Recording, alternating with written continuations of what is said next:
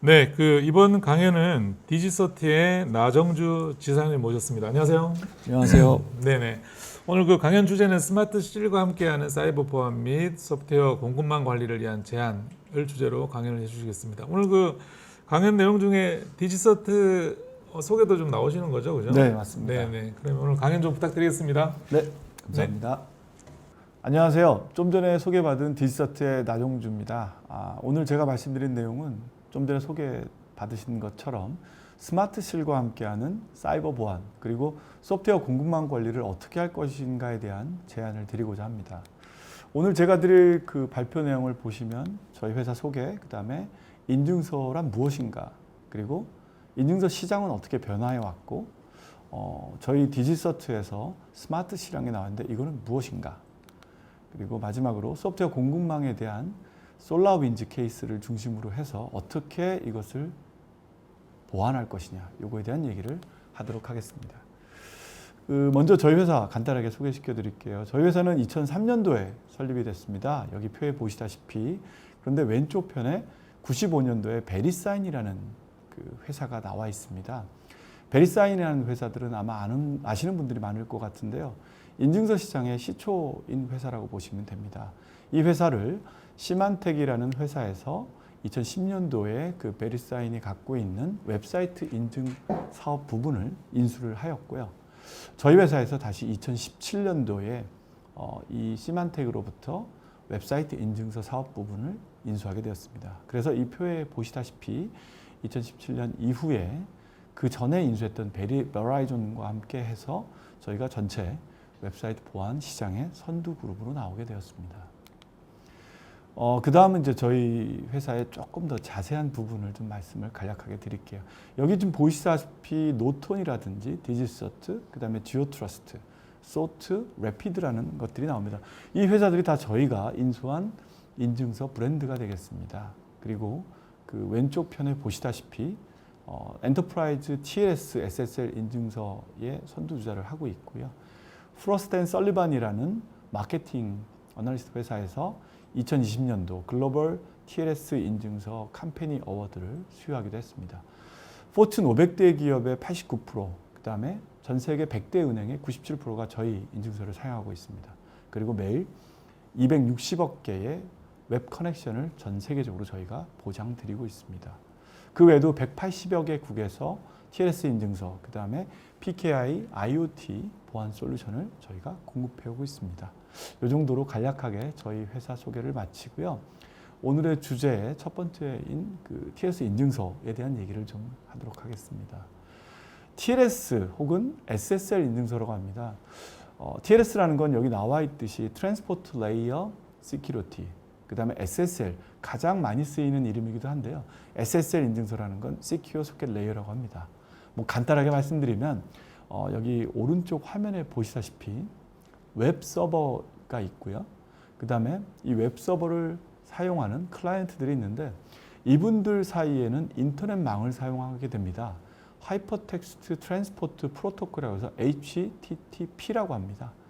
이 망은 문제가 뭐냐면 편리하게 연결될 수 있지만 보안이라는 게 전혀 없습니다. 그래서 누구나, 특히 해커들은 언제든지 그 사이에 들어가서 데이터를 가로채거나 변조시키거나 혹은 완전히 다른 것으로 보내기도 합니다. 그래서 이거를 막기 위해서 개발된 프로토콜이 HTTPS라고 해서 HTTP 오버 시큐리티라는 뜻입니다. 그래서 보시다시피 그 사이를 암호화, 그 다음에 인증, 얘가 누구지? 그 다음에 그 데이터들이 인티그리티에서 무결성, 그 사이에 바뀌지 않도록 하는 것들을 제공하는 게 SSL 인증서라고 하고요. 과거에는 SSL이었지만 이제는 규정이 바뀌어 원래 공식 명칭은 TLS 인증서라고 하게 되었습니다. 그래서 현재는 TLS 버전 1.3으로 통용되고 있습니다. 인증서의 종류는 크게 세 가지로 나눠집니다. 그래서 도메인 밸리데이션, 그 다음에 보시다시피 오거나이제이션 밸리데이션, 그 다음에 익스텐디드 밸리데이션. 저희는 쉽게 DV, OV, EV라고 얘기합니다. DV는 되게 간단하게 예를 들자면 도서관 사원증, 그 다음에 OV 정도는 조금 많은 기술이 포함되기 때문에 운전면허증 정도로 예를 들 수가 있겠고요. EV 같은 경우는 최고의 보안과 프로세스를 거쳐서 만들어지기 때문에 우리가 예를 들 때 여권 정도의 레벨이라고 말씀드립니다. 인증서를 조금 더 간단하게 시각해서 보시면 화면처럼 DV인 경우에는 누가 누군지 모르겠죠. 암호화는 됐지만. 그 다음에 OV가 되면 형체가 좀 알 수 있고요. 그 다음에 EV가 되었을 때 진짜 이 사람이 누구고 전체적인 데이터가 들어왔다고 볼 수 있게 됩니다. 이런 식으로 그 정도의 보안 레벨을 갖추었다고 얘기할 수 있고요. 인증서 절차에 따라서 조금 더 설명을 드리겠습니다. DV 같은 경우에는 단순히 인크립션, 즉 암호화만 제공한 게 되겠습니다. 그래서 이 사이트가 사용자로부터 암호화돼서 데이터는 전송될 수 있지만 다만 이 사이트의 소속이 어디고 누구에 의해서 이 사이트가 만들어지고 제공되는지는 알 수가 없습니다. OV 인증서로 가게 되면요. 화면 중간인데요. DV가 갖고 있는 암호화 플러스 오센티케이션하는 인증 절차가 들어갑니다. 어떤 회사고 그 다음에 어디에 있고 이런 것들에 대한 디테일이 포함됩니다. EV를 갔을 때는 그 암호화를 확인되는 추가적인 절차가 포함되고요. 당연히 OV 이상의 암호화 프로시저가 들어가게 됩니다. 그래서 이런 세 가지로 나눠지고 물론 가격으로 볼 때는 DV는 매우 저가형이고요. 이제 OV나 EV 같은 경우는 가격대가 좀 있습니다. 그래서 조금 더 추가적으로 설명을 드리면 그럼 도대체 뭘 써야 되느냐? 예산이 정말 없고 내 웹사이트는 뭐 보안 별로 중요하지 않고 최소한 브라우저에서 고객이 혹은 액세스하는 그 클라이언트들이 내 사이트에 왔을 때 경고 메시지만 브라우저에서 보내는 경고 메시지 피했으면 좋겠다. 그럼 DV를 사용하시면 되고요. 데이터가 예를 들어서 구매 내역이라든지 아니면 어떤 파스워드나 이런 인포메이션이 필요한 정도라면 최소한 OV 인증서를 사용하여야 되고요.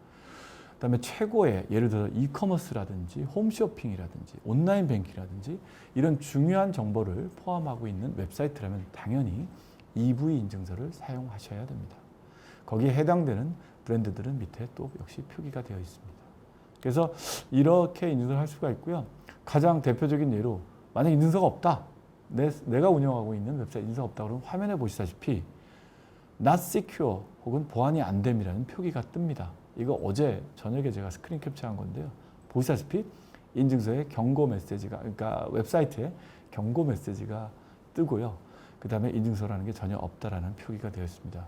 안타깝게도 우리나라 청와대 사이트인데 아직도 인증서가 없네요. 인증서가 있는 대표적인 케이스가 이렇게 보실 수가 있습니다. 지금 현재 이 행사를 주관하고 계신 데일리 시큐 웹사이트고요. 여기 보시다시피 인증서가 있고 인증서가 EV 인증서이기 때문에 가장 하이 레벨의 보안을 갖고 있는 인증서를 사용하고 있기 때문에 여기 보시다시피 회사명, 그 다음에 그게 어느 나라에 있는지, 그 다음에 그 회사의 대표자가 누구인지가 표기되어 있습니다. 그래서 이런 정도의 보안 수준을 인증서만 보시더라도 알 수 있습니다. 한 가지 좀 더 추가를 드리면 모든 브라우저에 열쇠 모양이 있고요. 그 열쇠 모양을 클릭하면 지금 제가 캡처드린 화면을 보실 수가 있습니다. 자, 그럼 여기까지 인증서가 뭔가에 대한 설명을 좀 들으셨고요. 그럼 인증서 시장은 과연 어떻게 흘러가느냐를 설명을 드릴게요. 우선 전 세계 시장부터 보시면은 저희 슬라이드에 보시다시피 2010년도부터 올해까지의 인증서 상황을 표현해 놨고요. 2010년도부터 2016년까지는 인증서가 그렇게 크게 늘지 않았습니다. 2017년부터 올해까지, 그 다음에 향후까지 기하급수적으로 인증서 시장이 늘고 있습니다. 2021년도는 6월 달까지의 데이터이기 때문에 많이 안 는 것 같지만 계속 늘고 있고요. 왜 그럴까요? 2017년도에 브라우저 업계에서 인증서를 갖고 있지 않은 웹사이트에 대해서 경고 메시지를 보내기 시작했습니다. 그래서 그 이후부터 브라우저를 갖고 있는, 웹서버를 갖고 있는 그 회사들은 다 인증서를 구매하기 시작했습니다. 그래서 인증서의 시장이 기하급수적으로 늘고 있다는 걸 보실 수가 있게 된 거죠. 그럼 과연 얼마 정도 되느냐? 올 6월까지의 기준으로 봤을 때 넷크라프트라는 그 시장 조사 기관에서 그 회사에서 조사한 거에 의하면 9,500만 개의 인증서가 올 6월까지 지금 현재 그 웹 서버들이 보유하고 있습니다. 그 다음에 160만 개의 인증서가 작년 기준으로, 지난달 기준으로 늘어났다는 거고, 지난달에 하면 5월 달에서 6월 달로 넘어갈 때 160만 개의 인증서가 더 늘었다. 즉, 이 정도로 인증서가 기하급수적으로 늘고 있다는 걸 알 수가 있습니다. 역시 저희 회사가 뭐 여기 자료 밑에 보이시겠지만 저희 회사가 인증서 시장에서 늘어나는 숫자를 역시 보실 수가 있고요. 그러면 전체 인증서의 그 업계에서 정말 뭐 디지털가 그렇게 많은가? 여기 보시다시피 인증서의 개수는 9,500만 개 6월 기준으로 돼 있고요. 여기 보시면 55% 갖고 있는 레츠인크립트라는 회사가 있고, 제가 속해 있는 디지털은 20% 시장을 갖고 있습니다. 그 외에 뭐 다른 회사가 한 20몇 프로 갖고 있는데요. 왜 그러면 1등이라고 얘기할까? 레츠인크립트라는 회사는 무료 인증서를 배포하는 회사입니다. DV 인증서, 아까 말씀드렸던 가장 저가형 인증이나 그 다음에 그 무결성에 대한 거는 모르겠고, 암호화를 통해서 인증서의 기초적인 걸 제공하는 회사이기 때문에 전 세계 55% 시장을 갖고 있습니다. 유료 인증서의 그 시장을 반 정도의 전체 시장을 갖고 있는 회사가 디지털이라는 걸 알 수가 있으실 겁니다. 그러면 실제 인증서의 그 구분은 어느 정도 될까요? 전 세계 시장 역시 3월 달 기준입니다. 네크라프트 자료를 보시게 되면 EV, OV, EV 인증서의 배분이 이렇습니다. DV 인증서는 역시 전 세계 80%의 인증서 시장을 점유하고 있고요. OV 인증서는 중간 정도의 보안을 제공하는 OV 인증서는 약 20% 정도의 시장을 점유하고 있습니다. 가장 하이 레벨의 EV 인증서가 얼마나 있냐고요? 여기는 0.20이라고 되어 있는데 0.2%의 시장을 갖고 있습니다. 매우 적은 인증서를 갖고 있습니다. 역시 가격 때문에 그런 것 같은데요. 그럼 실제 이 인증서들이 트래픽에서는 어떻게 되어 있을까요? 0.2%를 갖고 있는 EV는 13.2%의 시장 점유율을 쓰고 있습니다. 즉, 전 세계 트래픽의 13.2%가 EV 인증서를 통해서 트래픽이 교환되고 있고요. OV 인증서는 거의 반, 49%, 80% 가까이 되고 있는 EV는 38% 정도로 이하로 그 점유율을 떨어집니다. 여러 가지 사는 바가 있겠죠. 그럼 조금 더 깊게 들어가면 우리가 관심 있는 이커머스 시장에 대해서 조금 더 살펴보면 이렇습니다. 가장 많던 80%의 시장 점유율을 갖고 있던 DV는 34%로 떨어지고요.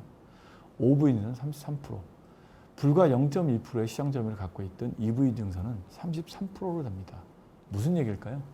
그만큼 이커머스 시장, 가장 많은 보안이 필요한 쇼핑을 해야 되고, 그 다음에 나의 데이터를 공유해야 되고, 혹은 정부가 관리하고, 이런 시장에서는 EV 인증서의 중요성이 훨씬 더 높아진다는 걸 보실 수가 있습니다.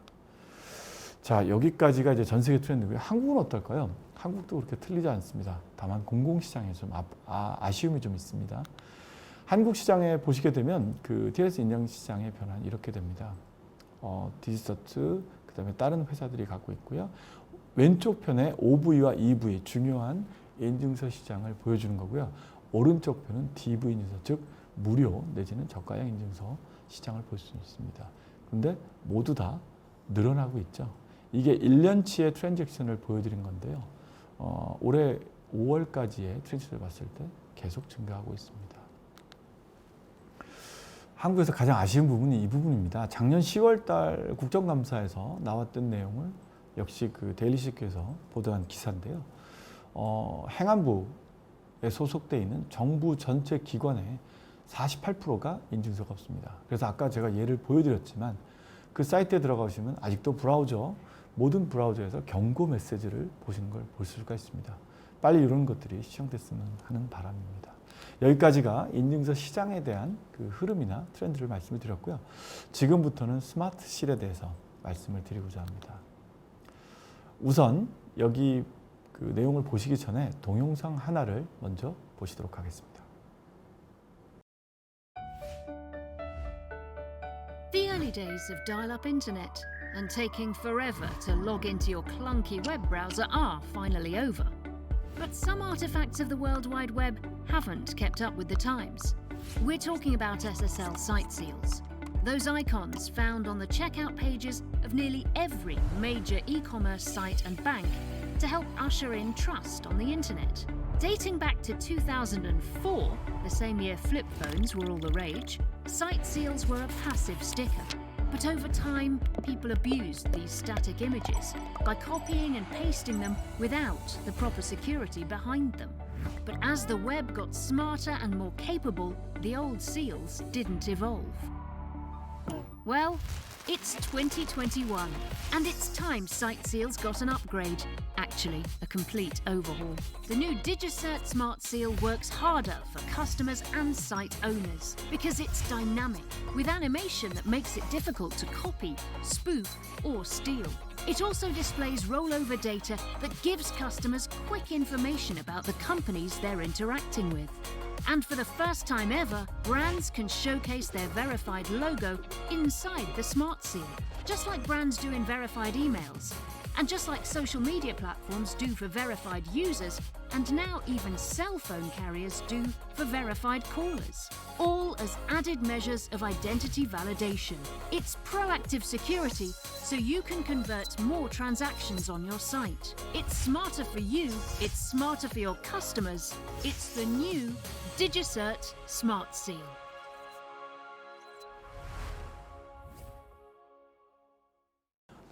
네, 지금 동영상 보셨듯이 제가 지금 소개할 내용은 디지서트 스마트 실이라고 합니다. 차세대 실이라고 하고요. 실이라는 게 여기 보시다시피 웹사이트에 인증서가 있고 그 인증서가 어디 거라는 걸 보여주는 거고요. 과거에는 초기에는 인증서가 있다 없다, 그 다음에 어느 회사, 즉 인증서를 발급한 회사가 어디다는 정도만 알 수 있었고요. 저희가 이번에 출시한 4월 달에 출시된 제품인데요.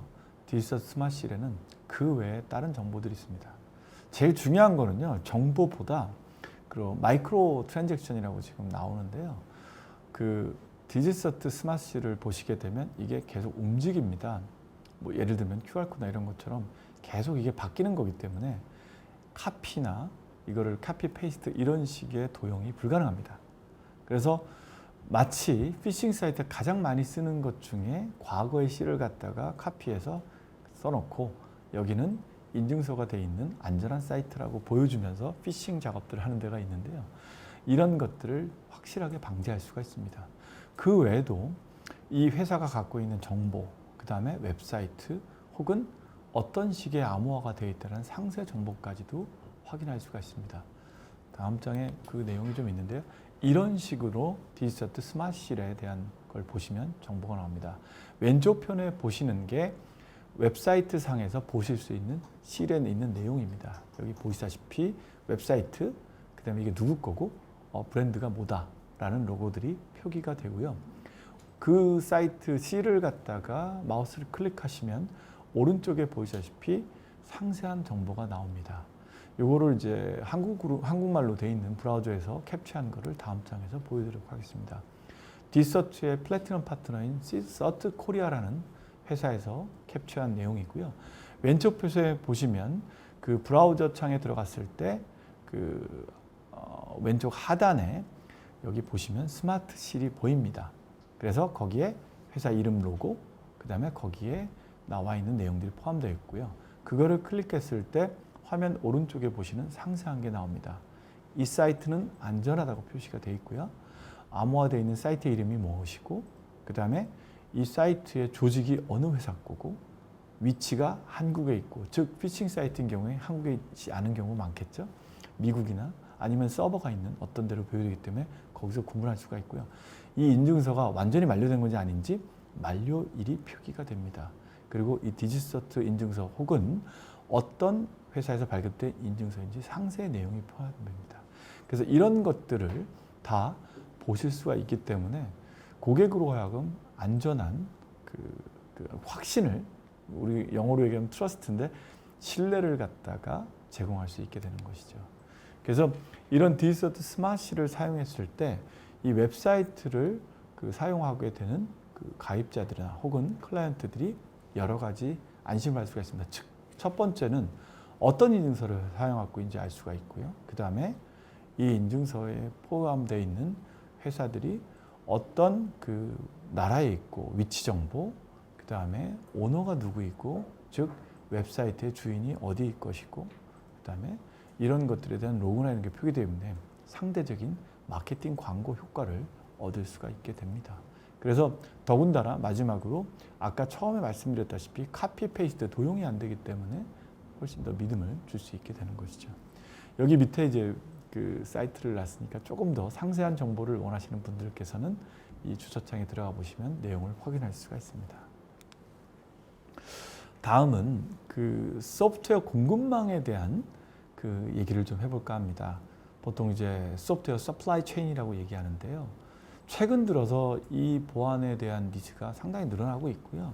요거에 대한 대안으로서 저희 디지서트에서 SSM이라는 게 나와 있는데요. 그거에 대한 얘기까지 같이 설명을 드리도록 하겠습니다. 우선 이거를 설명드리기 전에 코드 사인에 대한 얘기를 먼저 드려야 됩니다. 화면에 보시다시피 코드 사이닝은 어떤 소프트웨어 혹은 코드, 심지어는 디지털 바이너리, 이진법으로 만들어진 모든 소스에 대한 변질을 방지하는 걸 코드 사이닝이라고 합니다. 그래서 코드 사이닝에는 크게 세 가지 기능들이 있습니다. 오센티케이션, 인크립션, 그 다음에 인티그리티라는 건데요. 오센티케이션은 건 우리나라 말로 인증이라고 해석이 됩니다. 즉, 이 코드가, 이 소프트웨어가 혹은 이 바이너리가 누가 만든 건지, 어떤 건지에 대한 얘기고요.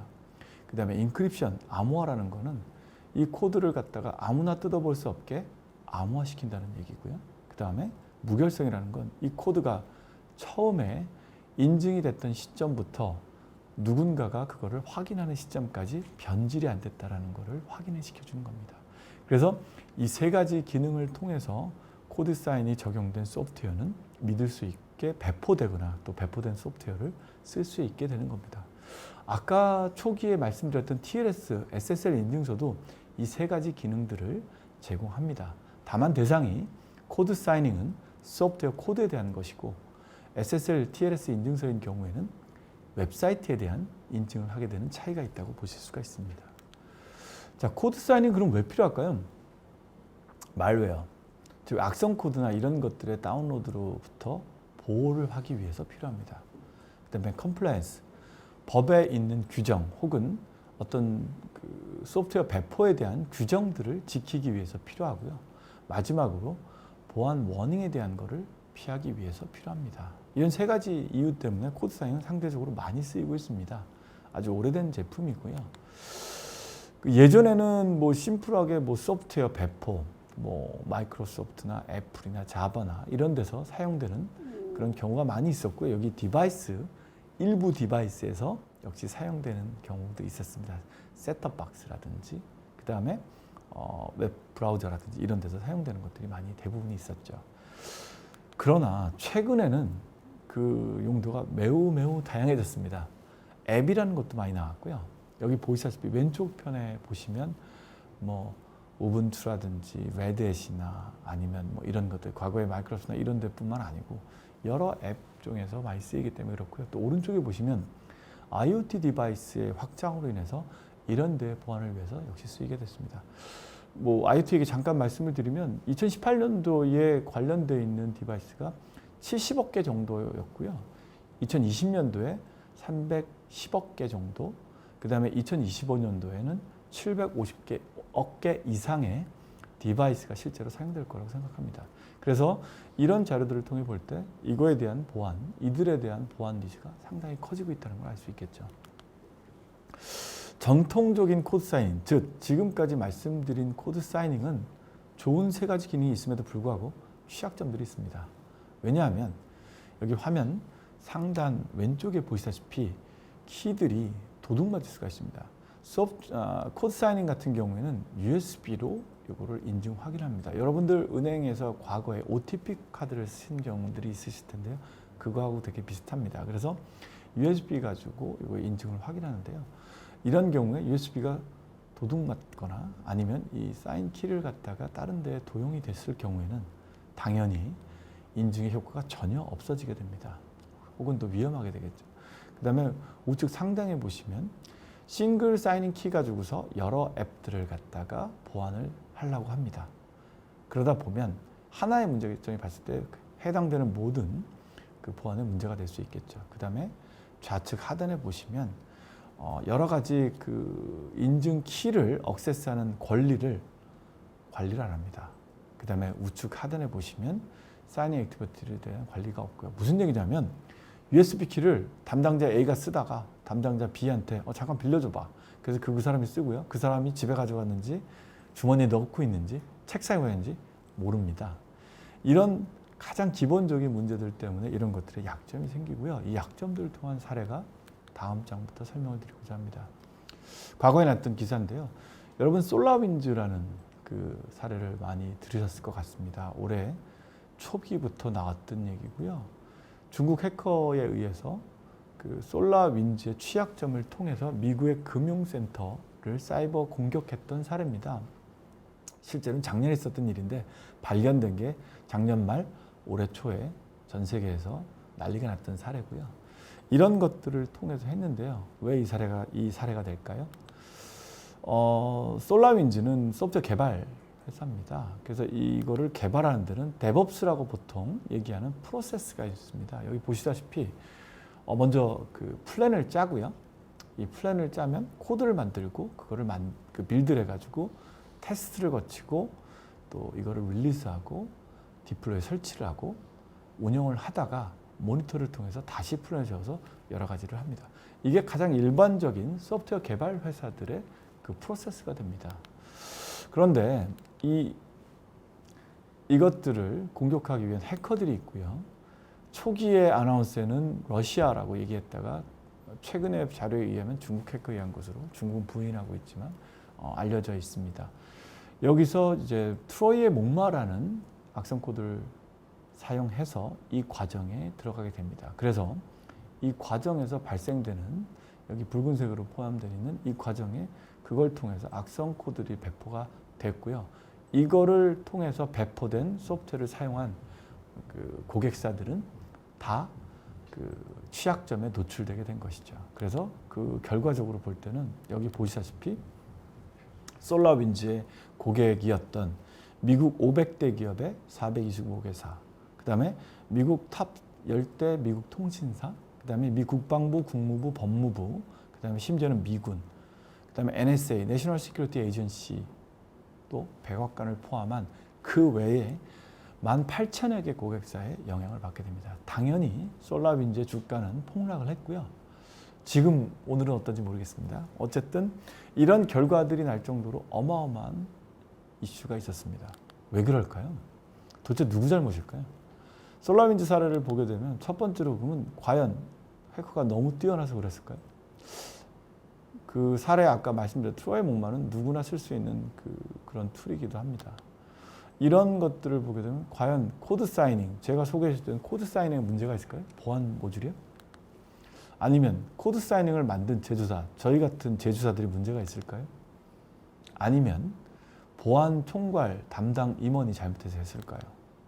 혹은 암호화 알고리즘에 문제가 있을까요? 여러분들이 아시겠지만 암호화 모듈을 풀려고 그러면 현재 기술로는 우리가 쓰고 있는 디지털 컴퓨터를 사용했을 경우에는 몇 달 이상의 그 알고리즘을 푸는데 걸립니다. 슈퍼컴퓨터를 썼을 때요. 일반 컴퓨터는 불가능하고요. 그리고 우리가 양자 컴퓨터라고 얘기하는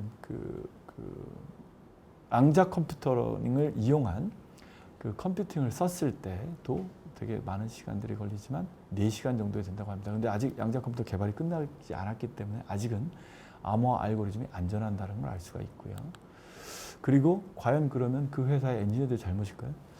이런 것들이 취합됐을 때 잘못이라고 볼 수는 있겠지만 누구 하나를 블레임할 수는 없겠죠.